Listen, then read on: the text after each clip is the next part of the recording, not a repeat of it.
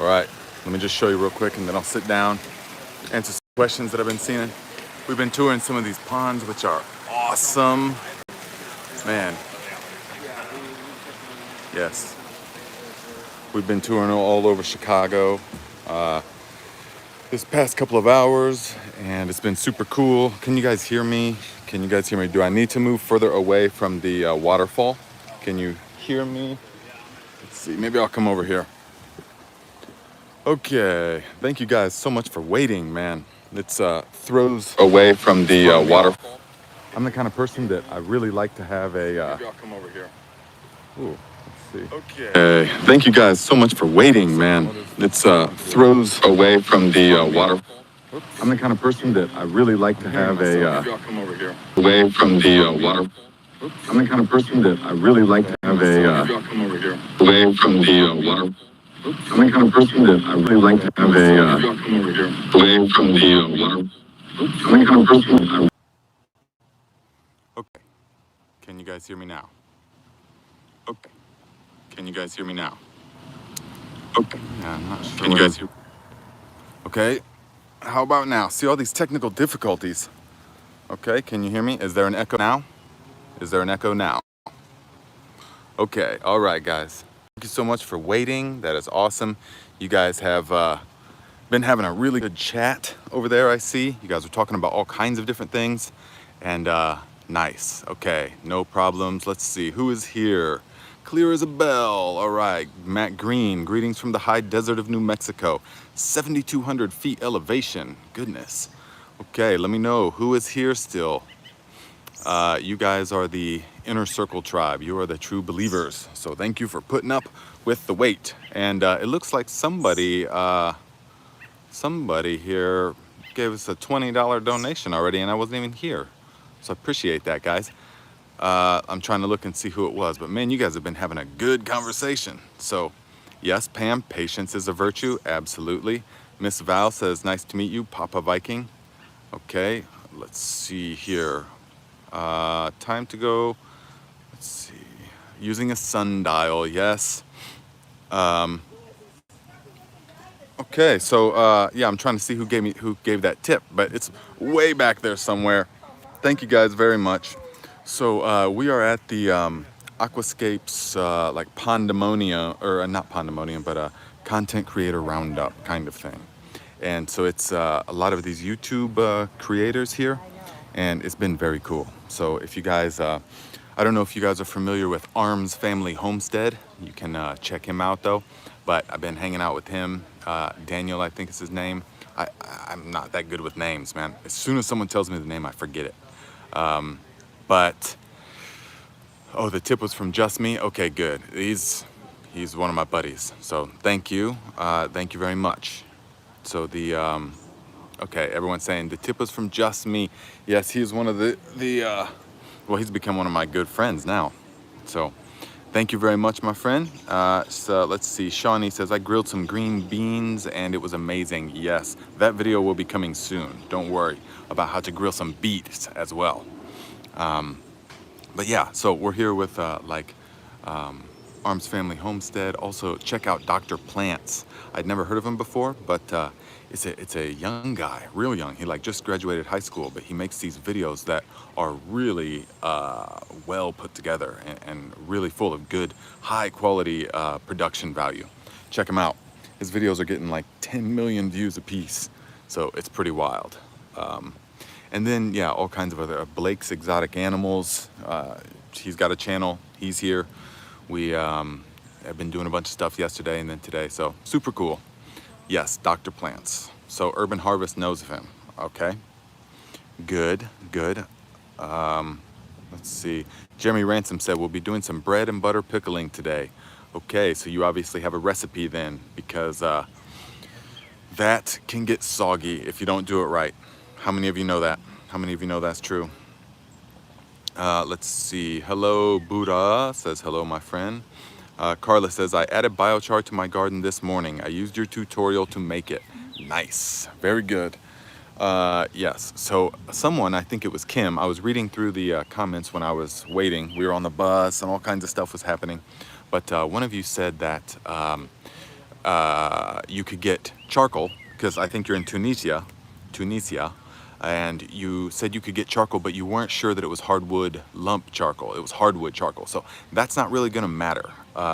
Most charcoal would be made of hardwood, but you don't have to worry about what kind of wood it's made from, really, because if it's made properly through pyrolysis, which is burning in the absence of oxygen. Yes, okay, Kim.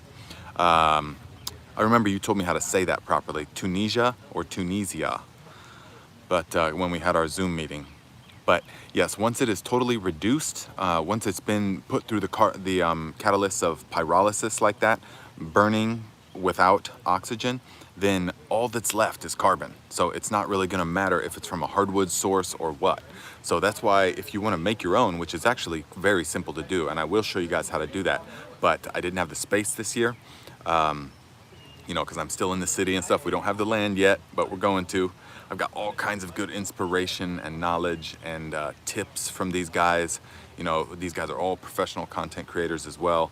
And especially Arms Family Homestead, he's doing exactly what I, you know, want to be doing, sort of in a way, except mine will be a school, you know, but yeah, land and all the skills of the land. But yes, that's why if you're making your own biochar, you don't really have to worry about what kind of wood that it comes from. Urban Harvest says, is biochar equivalent to wood ash? No, actually. Wood ash is a very different thing, because wood ash is wood that is burned in the presence of oxygen. So the burn is complete, and all you have left is mostly calcium and potassium, potash, like that. Some magnesium and some other minerals that was in, many other minerals that was in the plant tissue. But biochar is actually where they burn it, but without oxygen, and so it doesn't combust, it doesn't burn off the carbon. So what you're left with is a really pure source of carbon, which really can't be broken down any further. And so that's why it lasts for a long time.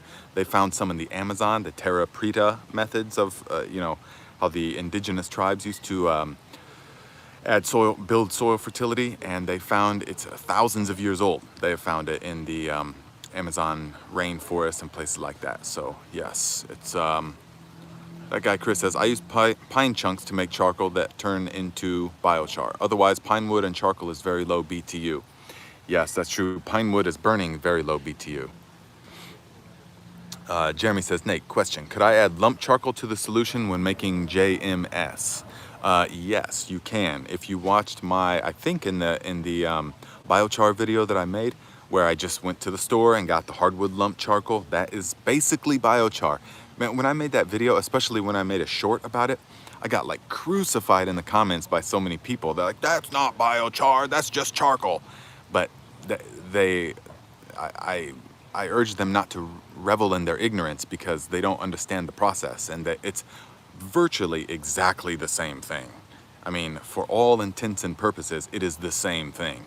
So it's slightly differently, you know, a little bit higher of a heat, but it's gonna work the same way. And so you can use the hardwood lump charcoal and mix it with everything that you got. Mix it with the JMS, mix it with some of the manures, mix it with some of the compost, definitely some compost. Throw some leaf mold in there, throw some urine in there, all the good stuff, okay? Oh yeah, and Big Wes, that's the way to say it too. He says, add JMS to the biochar, not biochar to the JMS. Yes, that's exactly how you want to do it. Because, yeah. Joe says, hello from the South Shore of Long Island, New York. Sitting on the beach, 20 feet from the ocean. Feels like a million miles away from the daily grind of my life. Life is good. All right, Joe. Well, congratulations on a wonderful day and a wonderful experience. We are happy for you. And let's see here. Stancy Mutombo says, which nutrients are responsible for the beautiful deep red color of tomato fruits? Well, lycopene. Do you mean which nutrient that we then eat? What creates the red? It's a compound called lycopene. I think that's how it's said. And that is what gives it the dark red color. And so actually, did you know that the lycopene in the tomatoes becomes more bioavailable to the human system once it's been cooked? So when you make things like Roma pasta sauce, Roma, or you know, when you make the sauces and stuff like that, and you reduce it down, it actually unlocks more of the lycopene into a more bioavailable form. The heat denatures it in a way. So that is why it's really good to make some tomato paste, kind of. That's pretty much all I do anymore. I used to harvest the tomatoes and then make a big batch of like pizza sauce, and then a big batch of pasta sauce, and then a big batch of like other different types of sauce. But then I found that the way you want to do it, guys, is to just make the tomato base. Just make the tomato base. And you know how for so long, you would blanch the tomato and boil it, get the skin off of it, you know, and then it's a whole huge long process to make like real actual the pasta sauce. But you know what I've been doing the past couple of years that works amazing is just take all the Roma tomatoes or the paste tomatoes of whatever kind you have, put them into the Vitamixer, and then until they're just liquefied, and then put them into a big stock pot and slowly reduce it on low heat for several hours until it just reduces, stirring it like that, and just a little bit of salt, maybe a little bit of pepper. That's all that you need. That's all that you need. And then you bottle up that, and that, or you can that, and that is the base then for whatever else you want to make. If you want to if you want to then make tomato pizza sauce, you can do it. If you want to make pasta sauce, you can do it. You use that, and then once you go to use it is when you add all the stuff. And I found that is so much a better way to do it than trying to make it all up at once. And it's so yes, that is what gives it the dark red color. And if you Bobcat, $25, thank you very much, my friend. I appreciate that tip. Thank you for the support. You've been a long time supporter of the channel. I appreciate you. And let me know if you have a question. And okay, so that's the lycopene. That's what makes it red. But if you're talking about what what to put into the soil, then oh yeah, Jay Moore says I use a crock pot. Okay, good. That's a good tip actually. Jay Moore says I use a crock pot for sauce, not babysitting a pot again. Yeah, because it is soul crushing, guys. It is soul crushing when you have a big pot, stock pot full of tomato sauce that you're making and you're treating it nice, and then something happens and you're distracted for an hour. You come back and it's burnt, and just the bottom of it burns. The sugars in the tomato will burn, and it will ruin the entire pot. Will taste like ashes, and it is just, oh, it's so disheartening. So yeah, either make sure that you don't let that happen, or use a crock pot on low. That can work as well. So then Missy Chaco, $20. Thank you very much, my friend. I appreciate the contribution. Both the monetary contribution and your comments and your energetic contribution, all of that. Thank you very much. So the Val says, wow, a lot less work for making tomato sauce. Thanks. Yes, that is. I mean, and the old schoolers will swear by, you have to blanch and peel every tomato. But man, I'm trying to make like 40 quarts of, sauce, and there's no way.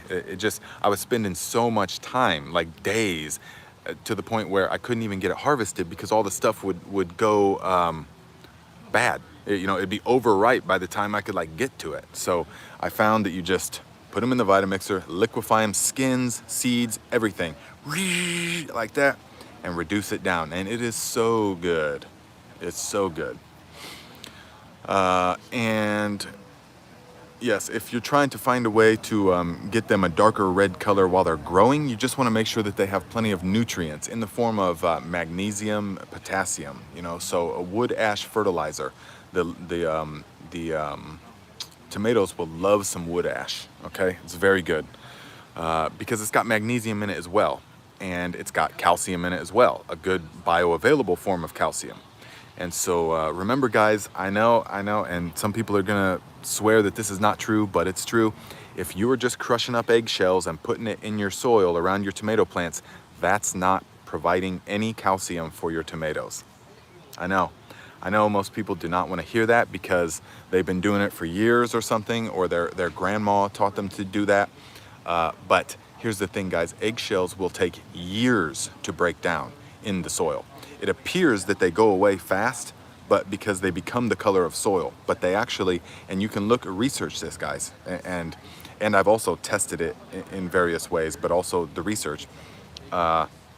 It takes years for the eggshells to break down and become bioavailable. Even if you powder it, it's quicker, and it also adds for good worm grit, but it does not happen that fast. It will still take a year to 2 years, even if it's powdered. So you're not going to crush up eggshells, sprinkle it around your tomato plants, and think that you're going to cure your blossom end rot, okay? Because the blossom end rot is typically indicative that you do not have enough calcium. Blossom end rot is when the end of the tomato that had the blossom turns black before the whole thing ripens, and it ruins it. It's very bad, disheartening. So you need to up the calcium in the tomato plants. And the #1 way to do that, if you have to, is the water-soluble calcium supplement, because the vinegar speeds up that whole process that would normally take 5 or 10 years in the soil, in the natural way of doing it. To unlock it, the acetic acid in the vinegar will do it right away, like within 5 days. So then we put it into the soil, and it's super easy for the microorganisms to digest that and then become plant available. Also, the wood ash fertilizer is wonderful. So you can sprinkle wood ashes around the base of the tomato and then water it in, or make the liquid one and then water it in. And that's going to help with the blossom end rot, okay? Now, someone said something about, let's see, Natalie, okay, we use a tomato processor, then water can to end product. Okay, tomato processor, yeah, I've used those, separate the stem or the seeds and stuff, but the thing about using the Vitamix or the blender is that you actually don't waste any of it. You get the full nutrition of the seeds and the skins and everything. So that is why I like it. Christine says, I am cringing thinking about making sauce. Why? Because it takes so long. Let's see, Joe says, hey Nate, no matter how busy you are, you always find a way to do the live stream. Very commendable. Also, Insta-like for your dedication. Thank you very much. Yes. It's very important to me because, I made a commitment, and so it's every Saturday at 12 noon, but actually it is 12 noon here. So technically, but Eastern time. Okay, so I was an hour late. But yes, it's very important to me because you guys are all here, so I'm going to be showing up, And this is really one of my favorite times of the week, and so I don't want to get in the habit of not doing them. We've never missed one. So that's awesome. Missy says, Nate, your channel has absolutely changed our whole gardening crop strategy. That is fantastic, my friend. So I'm sure that you're having success. You're having more success. You're working more with nature. You're utilizing what you have on hand. You are not really needing to buy anything from the store. You are just looking at the natural cycle of things more in depth from a more holistic standpoint. Yes? And so that's good. All of that is really good. So Ellen Driscoll says, was it supposed to explode? Certainly saw that reaction, but when put on plants, also saw incredible immediate reaction. Thanks. You must be talking about the water-soluble calcium. It's not supposed to explode, no. Hello, Nancy. Yes, you're welcome. Good to see you here. Kevin says, could you use oyster shells for the liquid calcium? You can, yes. You can use any kind of shell, actually. The oyster shell, though, you will need to break it up more. And the main reason that we char the eggshells or the oyster shell is so that we burn off the membrane that is like a protein and kind of like a fat. And so if we make it then with all that protein on there and that fat, then it has a high chance to go rancid when we store it. That's why we have to burn that off, and then it will store much longer. It will store much longer that way. And Missy says, George jumped on your whole roasting eggshells and vinegar solution. Ooh, what do you mean? A dog jumped on or something? Let's see, Lynn says, best garden I've ever had using the JDOM method. Just picked several 1 pound plus tomatoes. Nice, that must be Wonderful. Yes, guys, hit the thumbs up button, okay? We don't have that many people today because it was the timing got all messed up, but doesn't matter. All of you guys can give a thumbs up, which would be great. And let's see here. Also, you know, share the videos to like Facebook groups or anything like that if you want to share the knowledge, because that's really what it's all about. I mean, I don't know about you, but I have like a drive, a passion to just share the knowledge, because that's how knowledge, that's what should be done with it. It should be shared freely. And so that's the whole motivation behind doing all of this. Also, if you guys want to show me your gardens, get up on Instagram. I know a lot of you don't like Instagram, neither did I, but we can find a useful thing for it, in the sense that we can show pictures of your garden and then tag me in it. So mention at Garden Like a Viking, okay? And then use the hashtag Garden Like a Viking. So, and show me your tomatoes, show me your cucumbers, show me your, if you have issues, show me there. It's much better than email, because my emails are getting blown up by just all kinds of stuff now. So, but Instagram is a good platform, so it can show me exactly who's mentioned me and when and what their channel is. And so I can put that to my story. It's just all good, you know? And when we use Instagram for our communications, many people can benefit from the knowledge instead of just one, you know? So that's the best way to do it. So let me see. Okay, Christine Ann, $20. Thank you so much, my friend. Says tomatoes, garlic, so much more. Yes, tomatoes and garlic, definitely. Guys, we, oh yeah, I like that one. Fertilize the channel with a thumbs up. Fertilize the channel with a thumbs up. I like that. Yes, the, guys, did you see my garlic harvest video? I mean, man. It was awesome. So that's definitely the way that we want to do it, is we want to put the, the last video I made shows us how we can do the garlic. And so you put it into the ground about Thanksgiving time, put a nice thick layer of horse manure on top. I actually then put a thin layer of chicken manure on top last year, on top of the horse manure, but it was actually too much. That's why I didn't recommend it in the video, because the chicken manure, they were actually a little bit borderline burnt, the garlic this year, but they were massive cloves, which was awesome. So it was right at that fine line of being too much. But you guys were asking about what the variety was, but the thing is, I don't know what the variety is, because it was given to me by a friend, Jerry, thank you. Actually, Katie, Jerry's wife, or however you want to say it. And both of them gave it to me. And so it turned out to be really nice and big. And apparently they have been growing it for a long time. So that's really good. So if you guys have any good varieties of garlic that you've been growing for a long time, you can send it to me, yes? And I still wasn't able to get the thing sorted out with the P.O. box. It's paid for, it's bought and paid for. As soon as I do though, I'm gonna be putting it in the videos. In the description of all my videos. I'm revamping all the stuff in the description of the videos, so you guys can look at that, okay? Let's see here. There was a okay, Michael, thank you very much. $5, my friend. What size do you allow your tomatoes and peppers to fruit? My grandpa used to pluck flower till they develop further. Yeah, well, so just till about 2 or 3 weeks, you know. So if you plant a tomato plant and it immediately starts to flower, or a pepper plant is more important that you do this. If you have a small, tiny little pepper plant and it's produced a pepper, and it's going to focus all of its energy on just producing that one big pepper so that it can reproduce. And so what you need to do is you need to pick off the first couple of peppers till at least about 3 weeks in.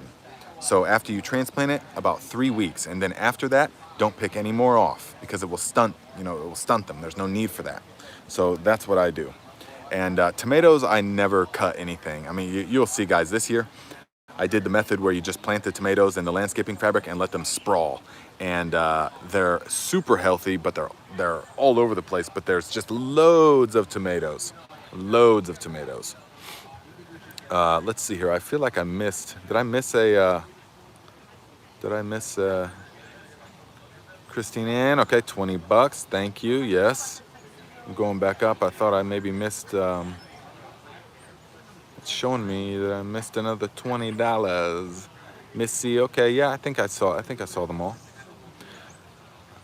Yeah. So now the next thing is that let's see here. Jeremy says congratulations on breaking 100,000. Yes, you're welcome. You're welcome. It's no, thank you. Thank you very much for the congratulations. Also, thank you for being here because the tribe is now 100,000 strong. So without every one of you, it wouldn't be that. So that's really cool. Because remember, guys, this is like a stepping stone. This is, you know, these first few years of the channel, I'm just putting out all this knowledge and stuff. But then eventually, in the next couple of years or so, there's going to be the acquisition of some land in some way. And the homestead will begin. So the videos will have to change a little bit, of course, but there will be so many things going on. And I'll take you guys with me right from the very beginning on that. It will be super cool. So, yes, let's see here. And passion for gardening can be contagious, but like blight in a good way. Yes. Yes. Oops. I gotta see if we are moving on. No, I think that hang on. I think we still got some time. Look, guys, this is Blake from Blake's Exotic Animals. See? I told you anything? Right there. I told him about like 2 years. That's him and his family. Blake's Exotic Animals. Pretty cool channel. Check it out. I got to hook up some big rocks. Oh yeah. Slides. So, yep, all kinds of stuff going on, but I just have to make sure I don't miss the bus because we are actually literally on a bus, and that is the only train, so can't be missing the bus. Let's see here, and there was another one, I think, yes, Jeff Cox, $10. Thank you very much, Jeff. I appreciate you. He says, thank you for sharing the knowledge. Great content. I'm glad you like it. I'm glad you like it.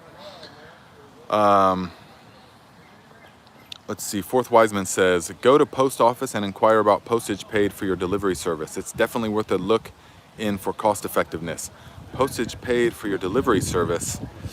Not sure what that is, but I just got the P.O. box. It's bought and paid for already. So I just have to get the, you have to show like 2 forms of ID with your, you know, yeah. Remember, on paper, I wasn't around for a long time. So, Joe, yeah, says, Nate, did you get a P.O. box? I want to make a donation, but don't want YouTube to get a cut.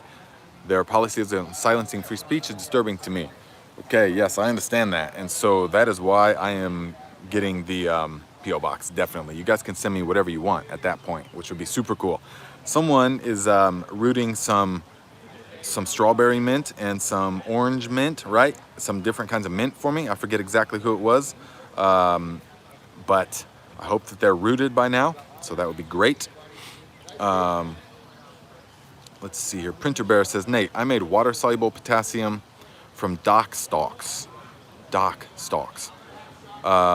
Think it's a good time to apply to potatoes. Anything else I could use it on? I'm not familiar with dock stalks, so I can't really tell you. I can't say with confidence how you would go about using that, or how potent that they're going to be. I don't really know. Tigress Mass says, I told you last year that you would be acquiring land soon. Yes, my friend, yes. Because it's already happened in the now. Which reminds me, if you guys want to talk spirituality and stuff like that, and health and wellness and cold training and sauna training and master cleansing and all of that, ice bathing, then every Monday at 10:30 Eastern time now, we're doing a live Q&A on my other channel, Nate Muri. And so you can join us there. And let's see. Okay, question, do heirlooms show more deficiencies than hybrids typically? Typically, so Big Will Dog, yes. Typically, heirlooms can be a little more finicky because hybrids are bred for certain purposes. You know, they're bred for a specific reason so that they will produce like certain results. You know, I mean, most plants are, even heirlooms are to a degree, but not in the same way hybrids are. So yeah, hybrids are typically more robust and all of that. But then again, you can't use you cannot use the seeds from the hybrids. That's the downside to it. See, I gotta keep making sure I'm not getting left in dust. But yeah. let me just show you guys real quick this pond. Okay, check it out. Look here. This is what they build here. So you see the ponds. There's koi fish in all of them. Super nice backyard here.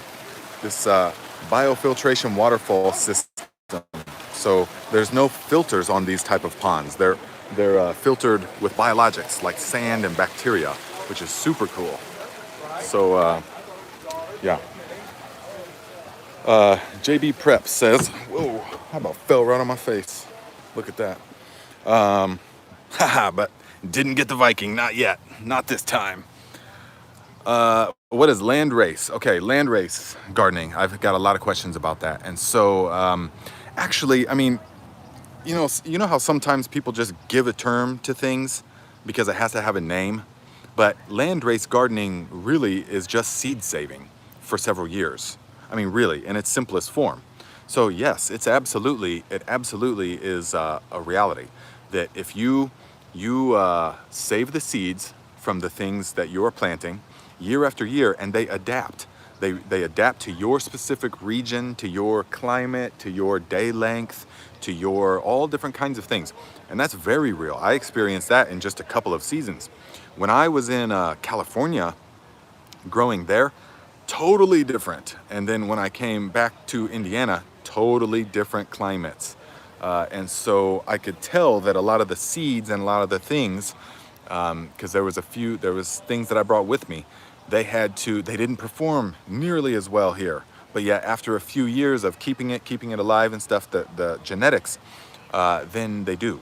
They eventually start to perform much better. And so, yeah, no, don't worry, Missy, I'm not gonna miss the bus. Let's see, there was a, whoops, let's see. Trish says, that pond is fabulous. I have a much smaller pond with a stream running into it. Love the sound of the water. Oh yes, definitely. Let's see. Live action, beautiful, yes. Glad I caught you. Now back to the garden to tie up my tomatoes. Okay, Christine, thank you for the tip. So that's my tip on land race, yes. So, you look like you need a glass of water, Nate. Oh, I definitely do. Guys, last night, because we didn't know what to expect, so I'm here with Rusty Reed, the Turtle Man, who I went to South Arkansas with, and we didn't know what to expect, where we would be, and so we ended up sleeping by the pond, outside and on the ground, and I was just, going back to my old traveling days and stuff, so I just, boom, sleeping on the ground, and then about 1 o'clock it started storming. I mean, raining. Can you imagine that? Rain? And we haven't got rain all year hardly, but yet it starts raining then. And so I toughed it out for quite a while. I mean, it was downpouring, and I was just meditating basically, just sopping wet, and it just kept coming.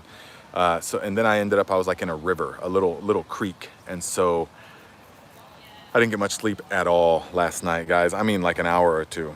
So and then we're like doing all this stuff. Whoa, man. And I didn't get to do my morning routine, and so that's like, I got like a 2-hour morning routine that I do, as far as drinking loads of water and the workout that I do, the breathing exercises, sometimes cold training, or all different kinds of stuff. And yeah. So yeah, that's let's see here. The Fourth Wiseman says, Nate, spot on. Cycling near as possible system over and over on land creates full generative land. What was is still there. It takes time and nurturing. Yes, absolutely, my friend. This is correct. Kim says, question, cover crops. Is there any alternative to red clover I can use? I can only get white clover here. White clover is still going to be really good. So if it's like a Dutch white clover, then you can actually use that as a living mulch. But you want to make sure you have ample amounts of water. But you can plant into Dutch white clover because it only gets 4 to 6 inches tall, really. And so, but the red clovers, okay, Tigress, Nate, we need the book, Dietrich and Dana. I've been wondering where you guys were, man. You crossed my mind a number of times, and I just got so lost in all this stuff. Yeah, you guys were the very first ones, and I had like 7,000 subscribers, and they hit me up and was like, Nate, look, you need to get the domain name gardenlikeaviking.com because you're about to blow up, and people are going to want to see this. And I was like, what? Okay, yeah, sure, probably. But then lo and behold, here we are. Yeah, super cool. So I'm glad to see that you guys are here. So yes, the book will be coming all in good time. But something I'm learning from these guys, man, especially from Arms Family Homestead. Check out their channel. He was here. I've been messing around with him and hanging out for 2 days. And something I learned from him is about the merch. And so he's showing me his merch and telling me his strategies and his philosophies behind it. And I think it's really cool. I think what he's doing is really cool. So there will definitely be some Garden Like a Viking merch coming out before long with some clever stuff, no doubt. So, because there's like, I mean, who wouldn't want to wear that? I mean, everybody would. Let's see here. And can I inoculate biochar with liquid fertilizer and fish fertilizer alone? Yes. Prefer to get the compost in there. Prefer to get the leaf mold in there. If you can add a few handfuls of leaf mold in there, you'll be good. Because the fish fertilizer is a food for the microbes, okay? And so is the liquid fertilizer, but you want to get the microbes, so try to get some either compost or some leaf mold in there. That being said, you could just do it with fish fertilizer. It would still be beneficial. Let's see, Pam says, Nate, I watched an 8-year-old video. This guy said, good farmers don't grow plants, they grow soil. Absolutely, my friend, that is what it's all about. And that's what I always used to tell people. I still tell people that you do not grow the plants grow themselves. The only thing that you can do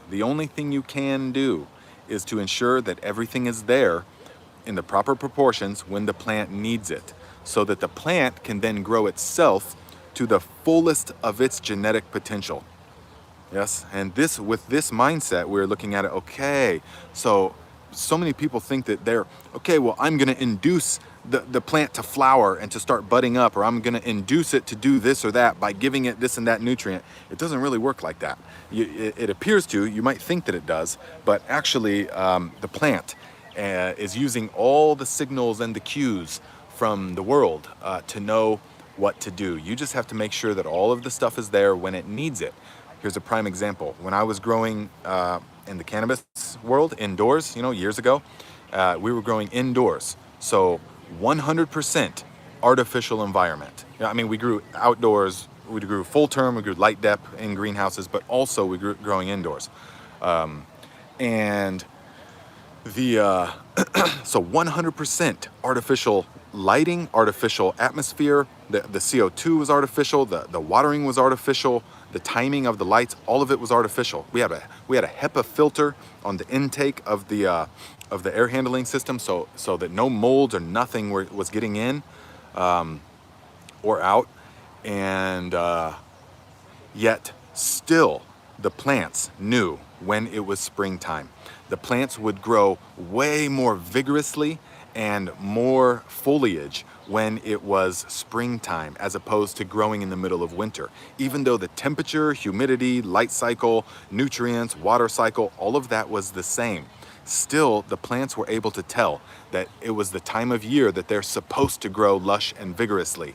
So they would grow the most vigorous in the springtime and the early summer. And this is how sort of what first clued me into the unimaginable intelligence of the plants. I mean, they're using things like gravity, the pull of gravity, the barometric pressure. I don't even know. They're using something else that is deep. And so they can just tell. There's so much more than we thought. So let's see here. Fourth Wiseman says, Nate, definitely do merch. I'll purchase and support personally, 100%. As shall those of us know to the way to bring back what has been decimated for too long. Okay, those of us who know the way to bring back what has been decimated, oh yeah, we are on that train, my friends. We are doing that for sure. And we'll bring the message to as many people as we possibly can, utilizing this incredible technology that we are on at this moment. We are going to utilize it for the good, and bring this kind of spirit to everyone. The knowledge is one thing, but it's the spirit that I'm finding is the most inspirational and is the most important. The inspiration, yes, inspiritus. And so Teresa Repas, $10. Thank you very much, my friend. I appreciate the support.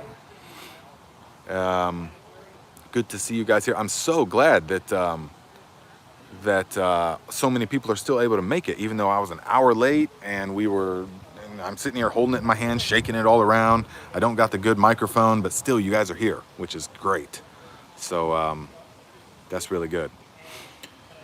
Tybird says, can you take cuttings from a hybrid tomato plant? I don't know, because I don't grow hybrids. You know, I stopped that years ago, so I don't know exactly.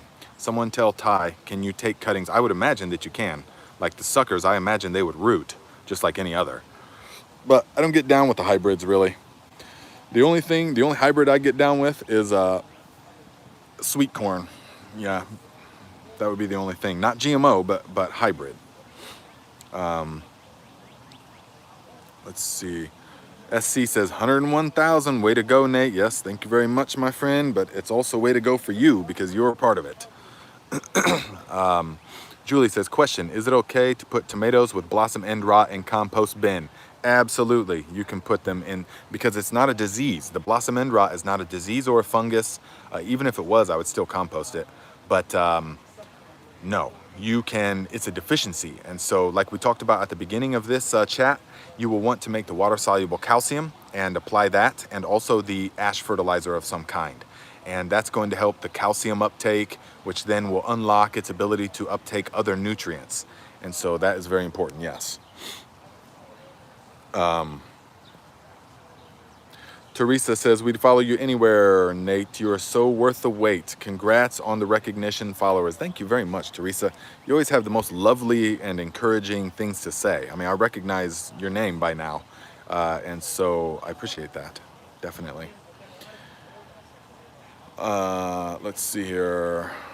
Teresa says, I'm a second shifter, so a little later is better. Ah, yes, man. For a couple of years, I worked in a factory soldering circuit boards for the military aircraft, BAE systems.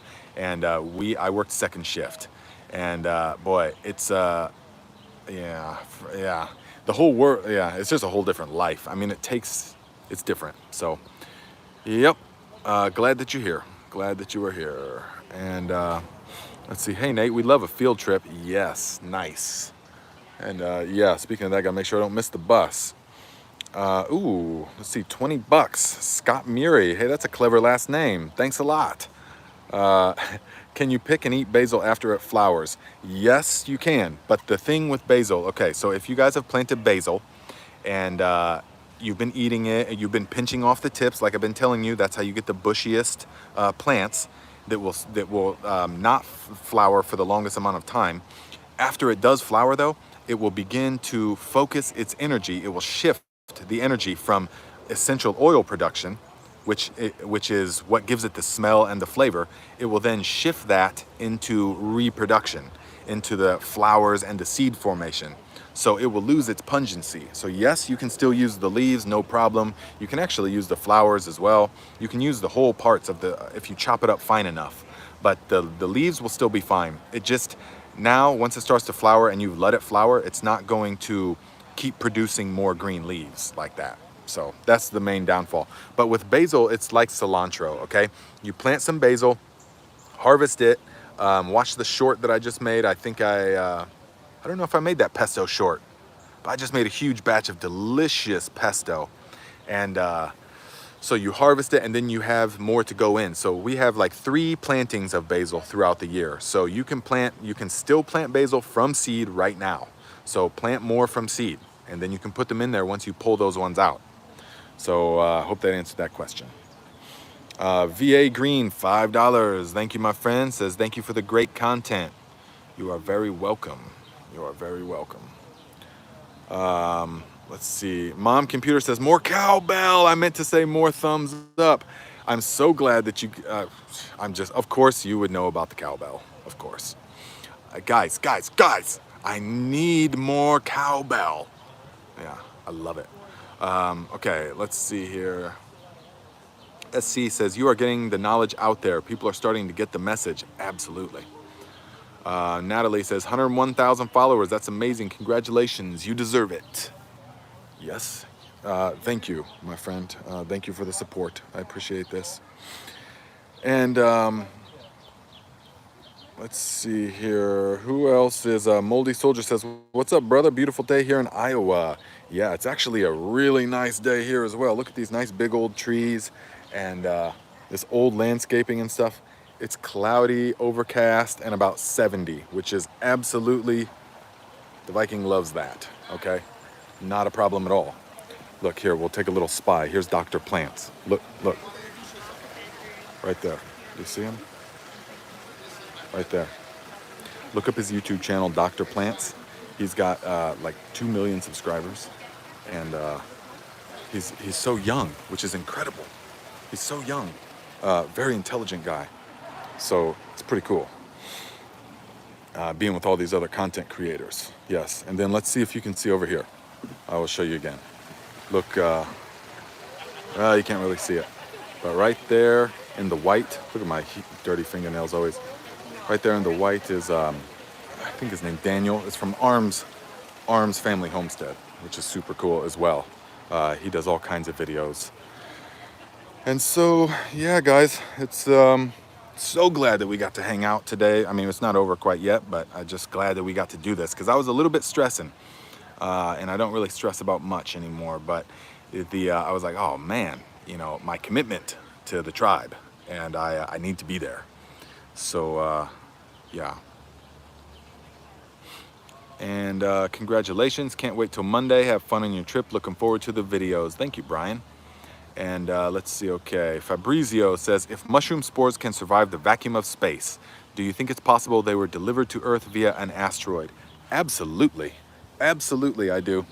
I think that it's possible. In fact, some theories suggest that life on Earth began. Earth was sort of like a petri dish, and then space rocks of some kind came containing spores of some type. And boom, that's what inoculated the petri dish of Earth with life. And then it all evolves like this. And it's probably very possible that it evolves in so many different ways throughout the cosmos.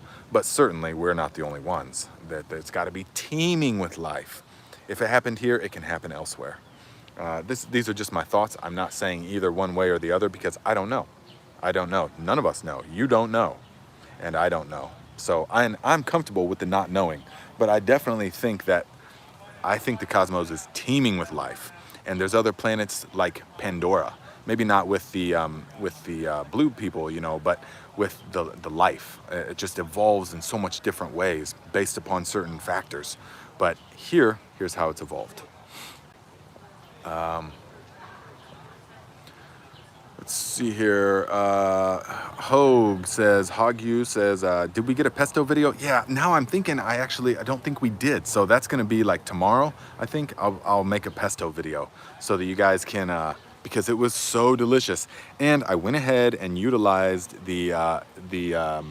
some donations from you guys to get the pine nuts, okay? Because the pine nuts are $30 for a bag of them from Costco. Now, that being said, I wanted to make it, because I usually do it the poor man's way, which is not really the poor man's way. It's actually a perfectly great way, is to utilize walnuts in place of pine nuts in the basil pesto. But this time I wanted to just try the classic basil pesto with the pine nuts.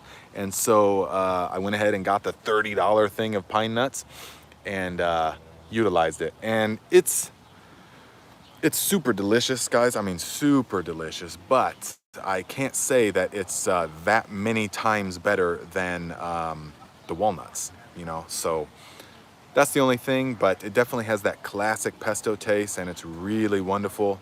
And so I make up batches of it and I freeze it 1 cup at a time into portions and freeze that. That way, in the middle of winter, I can pull a bag out, and my mouth's watering just thinking about it. And then I can make some pasta with the chicken and stuff, and it is like a breath of summer. I mean, it is so delicious when you have it in the depth of winter. After we get done cold training, we get done out of the ice tub or in the sauna, And then we have the basil pesto. Oh my goodness. That smell is just like transports you right back to summertime. And so that is why I like to make it, guys. Yeah, I know, Chris. I know. Let's see. Scott H says, I like, wait, what? Says, I like walnuts better. Pine nuts can make pesto taste bitter sometimes. Huh, yeah. I haven't had the experience of it tasting bitter, but I definitely know that it can make you feel bitter, that you had to pay $30 for a little bag of them. But other than that, it was actually super delicious, yeah. So Michael says, I listen to you all night long while working night shift. You've got the knowledge, but also the calming essence of Bob Ross. Only you actually teach us how to make real happy trees. Nice. Hey, that is a huge compliment, my friend, because Bob Ross is one of the OGs of content creation, you know, and he was actually not far from me. The whole experience, I think, is in Marion, Indiana, which is just like 1 hour south of where that's where Bob Ross lived. That's where the studio was and everything. So it must be something in the water here in Indiana. It must be. Except I'm a little more energetic than Bob Ross, perhaps. I don't know. Garden Goddess says, basil is so warming, so it is perfect to eat in the wintertime. Oh, absolutely. The Bob Ross of organic gardening, I say yes. Thank you, Chris. Let's see, Christopher Mennel says, hi Nate, when are you posting the root growth hormone recipe? Yeah, you know, I totally was not able to do that this year. For a number of reasons. One, because my access to a fresh, thriving willow tree was not existent this year. And also I didn't really try that hard because there's so many other things going on. And it's past that time. It's past that time because anything that you're going to be, it has to be early spring in order for this to work. But I learned this from the guys in California, Northern California. We used to spend thousands and thousands of dollars on supplements, and we knew at this time that here we go. Here we go, guys. We got Greg Whitstock, the pond guy. Hey! Say hello to him. Boy, your face is really big in that. Yeah, it's really big in real life too, man. It's pretty crazy. So Garden Like a Viking live Yep. for an hour. This is what you've been sitting over here. I'm like, what is he always doing live? Oh, I'll go over and say hi to him. That's right, man. Gotta say what's up to my people. I do it every Saturday at 12 noon. You are a consistent person. I could never be that consistent. So this is my mom's house. Did you show them this pond? I did, man. Everyone's like, beautiful. Yeah, so at the best for the mom, I think I put the original pond in 2006. And then pretty much every other year I'm adding something to it. You know, she couldn't see the waterfalls from her kitchen, so we added a stream. Then she was wanting to sit outside, so I added the spillway bowls for the different sound, and then the fire rock. I kind of think it's pretty dialed in now, but I'm sure I'll invent something else and she'll want it. So super whatever she needs, the best for the pond mom. She was my #1 fan, #1 supporter, still is today. Nobody like the pond mom. Anything for our mothers, honestly. Can you tell them just briefly what is the biological filtration? So we have a philosophy, which is, you met Ed the Pond Professor yesterday. We work with Mother Nature, not against her. Here, I can help you. Your hand's got okay. Yeah, there we go. Yeah. Thank you. Work with Mother Nature, not against her, and we biologically filter all of our water features. So that means it's kind of the opposite of chlorinated or chemicals. So a swimming pool system, you use sand filters, inline pumps, and in a natural water garden, you use bacteria. So instead of using chemicals to filter the water, you use bacteria, biological based.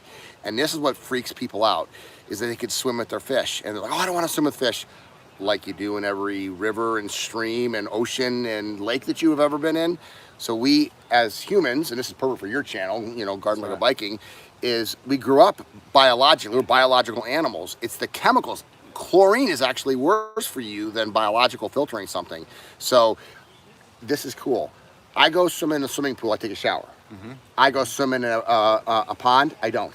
Yeah. I feel good. I smell good. I feel good. I don't like the smell of chemicals. I like the feeling of a natural water feature. So not everybody swims in their ponds. They might wade in them. We have recreation ponds that we saw today, you know, on here where people would swim in them. My mom doesn't swim in here, but she wades in there. She goes and fertilizes the lilies. You know, you could lay in there if it's hot. If she was younger, she would. I mean, my pond is only 3.5 feet deep in Utah. I live in Park City, Utah now, and I go in there every time I go for a bike ride or a hike or something, and I just go right in the water. But the one we just came from, guys, was 9 feet deep. And that one looked like an oasis. I mean, it's a swimming pool, basically, but with no chemicals, like he says. And there's fish in there, there's koi like this. That's the only way to go, in my opinion, if you're gonna get that going. Well, here's the thing. You're in Indiana, we're in Chicago. A swimming pool, you can use 3, maybe 4 months out of the year. Recreation pond, you enjoy 365. You can keep the waterfalls flowing. And it's beautiful even when you're not in it. And the reason that we don't call them swimming ponds and we call them rec ponds is even if you're not swimming in it, you're recreating by it. You're sitting by it, you're listening to the sound of the waterfalls. So why would you put a one-dimensional swimming pool in when you could put a multiple dimension recreation pond or ecosystem pond? This is of course my philosophy, which is why I've had my business for 32 years. Right. But I'm trying to normalize. You know, I mean, you look at this backyard here, it's nice. They got some elevated stuff. They've got some hostas. It's grass. They got a play area for the kids. But this will draw people outside of the house. So we like to say a water feature changes a house into a home. And it's because you can view, first of all, you want to view it from inside the house, so even when you're not out there, but it just changes the space and environment. I find boring backyards with just grass as dead. Water is life. When you add water to an environment, you just so exponentially increase the ability to interact with it. That's what it's all about. Absolutely, man. All right? Yeah, thanks a lot for everything, Greg. All right. Nice meeting everybody. Yep. Hey, how much time do we got? Okay, so that was Greg Whitstock, the pond guy. He's got a YouTube channel as well. You can check out. He does all kinds of different ponds. He just installed one for Shaq, really big, elaborate one. But yeah, it's really cool. It's like right in line with kind of like our philosophies of the natural order of things. Even though this is artificial, of course, in the sense that it's built, it's the system of it. There's no chemicals, which is the worst part of the swimming process and everything. So we'll take you guys over there one more time. I'll just show you a couple of things, and then I'll probably have to dip out because the train is kind of leaving. Okay, so yes, and look at these koi in here, man.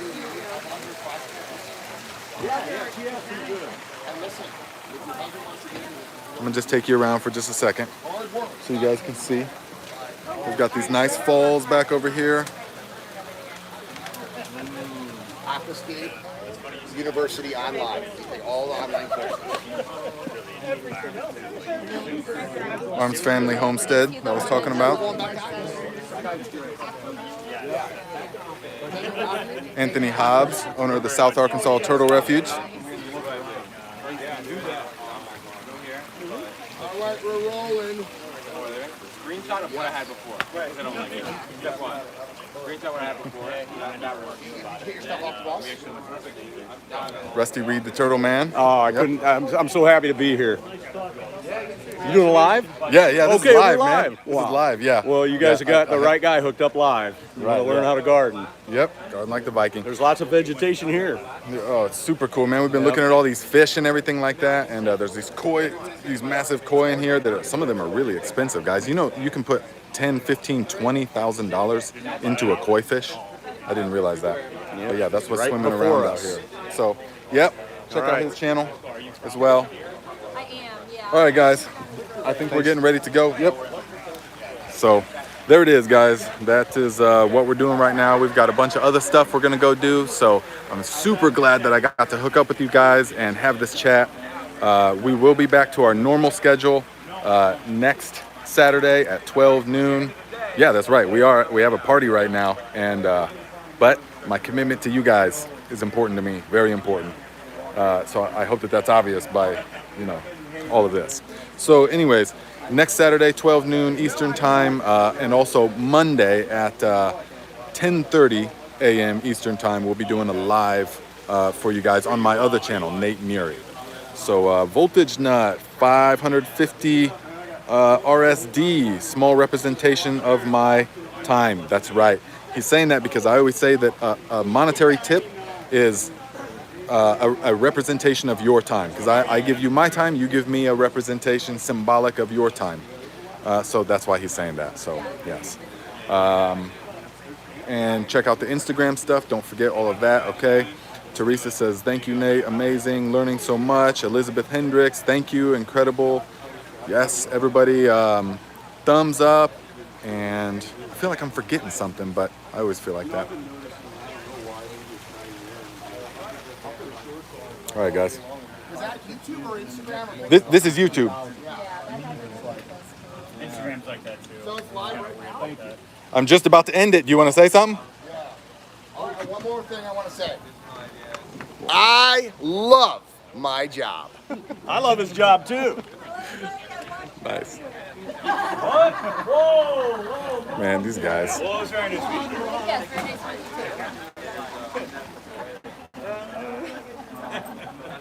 too. Yes, my other channel is Nate Muri, M-U-R-I. There is a link in the description. It's at the bottom of all the links. It's a link to my other channel, so you guys can check that out. Okay.